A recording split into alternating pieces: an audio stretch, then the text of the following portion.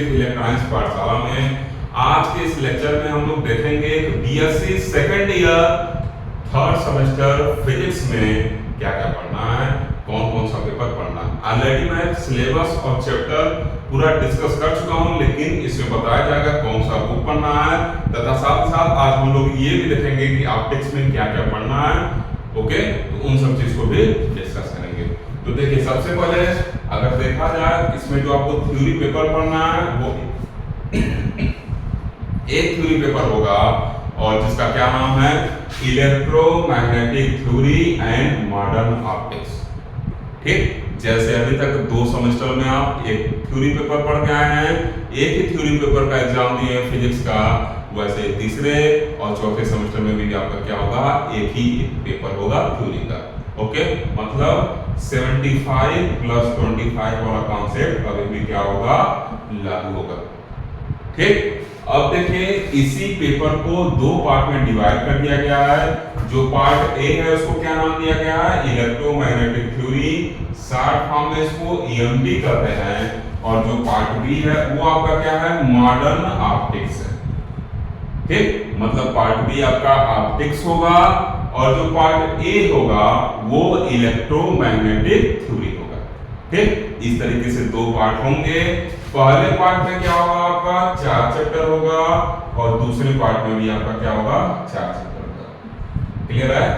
देखिए, बुक मैं बता देता हूं, सबसे बेस्ट बुक बता रहा हूं जो इलेक्ट्रोमैग्नेटिक थ्योरी के लिए है वो डीजे ग्रिफिथ्स की बुक है। अगर ये बुक आप समझ गए, आईआईटी जेम के क्वेश्चन ध्यान सॉल्व करेंगे तक। और ये बुक भी अगर आप पढ़ लिए, समझ गए, तो तब भी क्या होगा, आपको आईआईटी जेम के क्वेश्चन को सॉल्व करने में कोई दिक्कत नहीं होने वाली। ठीक, मतलब इन सब बुकों में आपका क्या कॉन्सेप्ट क्लियर होगा।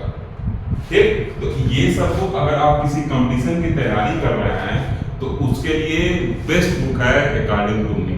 कौन कौन सा, डीजे ग्रिफिथ्स और अजय घटक। ठीक, माइग्राहिल पब्लिकेशन का है, आप इसको खरीद सकते हैं। साथ ही साथ और भी तमाम सारी बुक हैं, जैसे अगर गोरखपुर विश्वविद्यालय की बात की जाए तो यहाँ पे जो बुक चलती है जैसे कान्हा पब्लिकेशन, फिर उसके बाद आपका डीएन त्रिपाठी साहब का जो बुक है, फिर ठाकुर पब्लिकेशन की बुक है, आरपीपी पब्लिकेशन की बुक है, कृष्णा पब्लिकेशन की बुक है, प्रगति प्रकाशन की बुक है। वो सब बुक मैं लाकर आपको अगले वीडियो में दिखाऊंगा। आज बुक अवेलेबल नहीं है मेरे पास। और उसके अलावा भी अगर आप ऑप्टिक्स पढ़ना चाहते हैं तो यशवंत साहब की बुक भी फॉलो कर सकते हैं। ठीक, यशवंत का जो बुक आता है उसको भी आप लेके इन सब चीजों को पढ़ सकते हैं। तथा साथ ही साथ अगर आपको पुरानी बुक मिल जाए ऑप्टिक्स का, उसको ले लीजिए, सत्य प्रकाश की पुरानी इतनी मोटी बुक होगी लगभग, उसमें भी एकदम डिटेल में दिया हुआ है, उसको भी आप पढ़ सकते हैं। उससे भी आपका ऑप्टिक्स क्या होगा, अच्छा खासा क्लियर होगा। ठीक, तो अब हम लोग देखेंगे कि ऑप्टिक्स में हम लोग को क्या क्या पढ़ना है। तो अगले सेशन में हम लोग बात करेंगे कि ऑप्टिक्स में क्या क्या पढ़ा जाएगा। ओके ओके, अब हम लोग एक बार देख लेते हैं कि ऑप्टिक्स में हम लोग को क्या क्या पढ़ना है, हम लोग का क्या क्या सिलेबस है। देखिए, फ्लो चार्ट में बना दिया हूं, यहाँ से आप चीजों को आसानी से समझ सकते हैं। ओके, तो देखिए ऑप्टिक्स 4 ब्रांच है, ray optics, wave optics, quantum optics, photonics. Clear, 4 branch में ऑप्टिक्स को क्या किया गया, डिवाइड किया गया है। अब देखिए इसी रे ऑप्टिक्स को भी हम क्या करते हैं, जियोमेट्रिकल ऑप्टिक्स भी करते हैं। ठीक, ज्यामिति प्रकाशिकी का ऐसे कुछ हिंदी इसका होगा, आप देखिएगा, तो ये जियोमेट्रिकल ऑप्टिक्स होता है। ठीक, और इसको दूसरा नाम जो इसका क्या है, फिजिकल ऑप्टिक्स भी है। ठीक, आने वाले लेक्चर में बताया जाएगा क्यों इसका नाम फिजिकल ऑप्टिक्स है, क्यों जियोमेट्रिकल ऑप्टिक्स है। ओके, देखिए ये वाला पार्ट है जो जियोमेट्रिकल ऑप्टिक्स है, इसको 2 पार्ट में आगे हम डिवाइड कर सकते हैं। ये क्या होगा, मिरर, और क्या होगा, लेंस। ठीक, मतलब दर्पण और लेंस। ओके, इन दोनों पार्ट को नहीं पढ़ना। ठीक, ना आपके सिलेबस में मिरर है, ना आपके सिलेबस में क्या है, लेंस है। ठीक, बस मैं बता रहा हूं कि ऑप्टिक्स का कैसे डिवीजन हुआ है ताकि आप समझ रहे चीजों को। ओके, अब देखिए जो वेव ऑप्टिक्स है, जो फिजिकल ऑप्टिक्स है, इसके 3 पार्ट हैं। पहला क्या है इंटरफेरेंस, दूसरा क्या है डिफ्रैक्शन और तीसरा क्या है आपका पोलराइजेशन। ठीक, ये तीनों चैप्टर आपको पढ़ना है। आपके सिलेबस में पहला चैप्टर है, ये दूसरा चैप्टर है, ये तीसरा चैप्टर है। हिंदी मीडियम वाले पढ़े होंगे व्यतिकरण, विवर्तन और प्रकाश का ध्रुवीकरण। ठीक, तो ये 3 चैप्टर आपको पढ़ने हैं, first chapter, second chapter and third chapter. फिर आप अगर आए क्वांटम ऑप्टिक्स पे तो देखिए इसके भी 3 ब्रांच यहाँ हैं, mechanics of light emission, lasers and holography. तो ये पार्ट हम लोग को नहीं पढ़ना है, सिलेबस में नहीं है। ये वाला जो पार्ट है पढ़ना है और यही का आपका क्या है चौथा चैप्टर है। ठीक, आगे अगर इसका ब्रांच देखा जाए तो क्या है होलोग्राफी है, ये भी हम लोग को नहीं पढ़ना है। क्लियर। अब अगर फोटोनिक्स की बात की जाए तो इसमें क्या है आपके फाइबर ऑप्टिक्स है। ठीक, ये भी हम लोग को नहीं पढ़ना है, ये आपके चौथे सेमेस्टर में पढ़ना है। चौथे सेमेस्टर में चैप्टर है, वहां पर आपको पढ़ाया जाएगा। ओके, ये देखिए नॉन लीनियर ऑप्टिक्स, ये भी नहीं पढ़ना है और एटम लेजर ये भी नहीं पढ़ना है। क्लियर, मतलब टोटल हम लोग को 4 चैप्टर ऑप्टिक्स में पढ़ने हैं। वो 4 चैप्टर कौन कौन से हैं? जो पहला चैप्टर आपका है वो क्या है, जो फर्स्ट चैप्टर है वो आपका क्या है इंटरफेरेंस है, मतलब ये इंटरफेरेंस। सेकेंड चैप्टर जो हम लोग पढ़ेंगे डिफ्रैक्शन होगा। थर्ड चैप्टर जो हम लोग का होगा पोलराइजेशन होगा और जो फोर्थ एंड लास्ट चैप्टर होगा वो क्या होगा आपका लेजर्स होगा। क्लियर। अब इंटरफेरेंस में क्या क्या पढ़ना है, कल या परसों से इंटरफेरेंस वाला चैप्टर हम लोग स्टार्ट करेंगे। पहले ऑप्टिक्स का डेफिनेशन देखेंगे और ऑप्टिक्स को देखेंगे कैसे कैसे क्या क्या उसमें किया गया, मतलब एक थोड़ा सा उस पे ब्रीफ ओवरव्यू होगा ऑप्टिक्स पे और फिर उसके बाद इंटरफेरेंस को स्टार्ट कर दिया जाएगा।